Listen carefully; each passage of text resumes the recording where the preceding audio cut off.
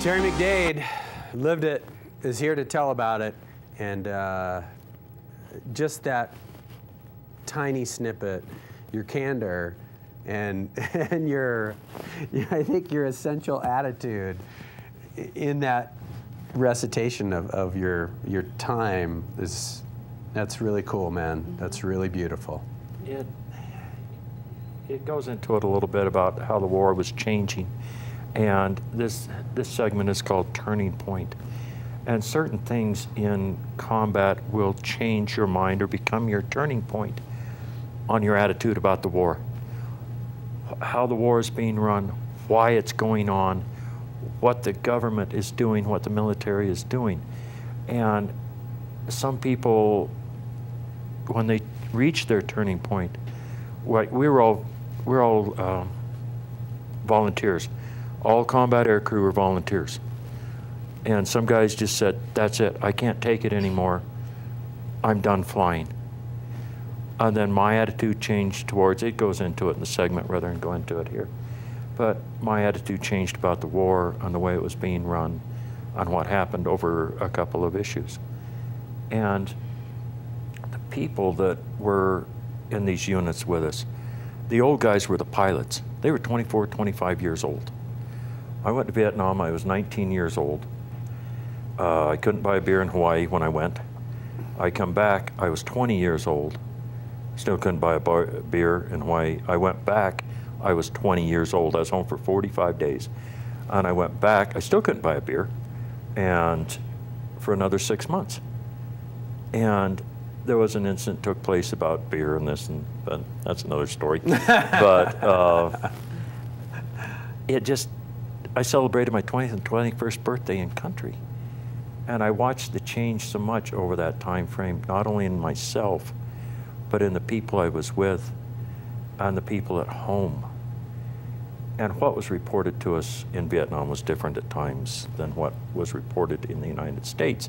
I used to listen to the BBC at night so I could get a slant on the real world news. Get a little different perspective on things. And coming back to the world was an experience that just you couldn't believe.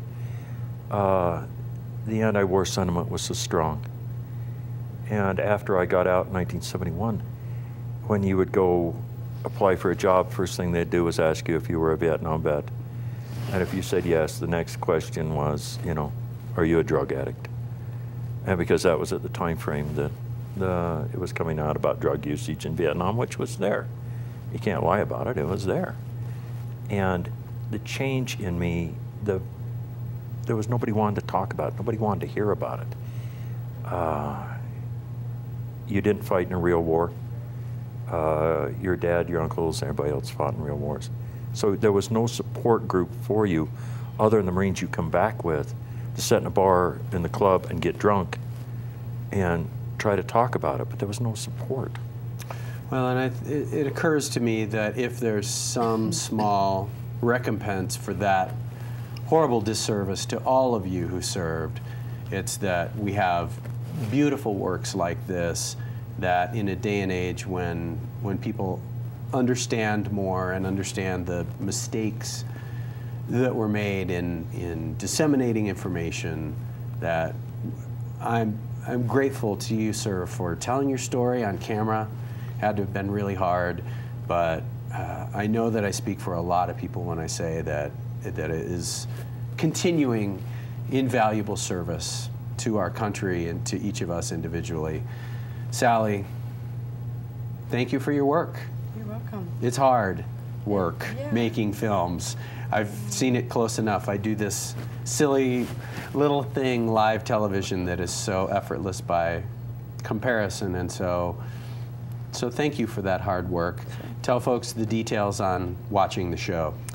It premieres next Monday, a week from tonight. Channel 7, KUED, Public Television, and 7 p.m. It's a 2-hour program. And I'm sure that we'll re-air it down the road, but it's a powerful show, a lot of powerful stories, a lot of combat. Well, thank you for coming. You're welcome. Thank you for talking with me and to our Mountain Views viewers. And best wishes to both of you. Thank you. You're welcome. Thank you. Hope to see you both again Yeah, soon. yeah. Third show coming up. Yes. Yep. Very good. Yeah. All right, I got to take a look at the clock because it's pretty close. Aaron, what are we going to do here? We're kind of in the middle. We're going to do a break, and then I'll come back and I'll whisper sweet nothings in your ear, so stay tuned for that.